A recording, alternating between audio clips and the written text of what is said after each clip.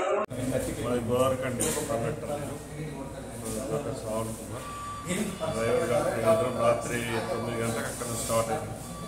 ఇక్కడ 11 గంటలకు వచ్చి ఇక్కడ వాడుకున్నాం. మార్నింగ్ లేచేసరికి నా క్యాష్ బ్యాగ్ నా మొబైల్స్ అన్నీ ఎవరో దొంగిలించబడ్డాయి. లేచి ఇక్కడ వారేసిపోయారు.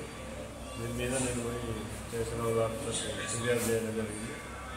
ఎస్ఐ గారు వచ్చి ఎంక్వైరీ చేసిపోయారు. కొంచెం నాకు సహకరించారు. 4,000 రూపాయలు డబ్బులు పోయింది. సెల్లు 70,000.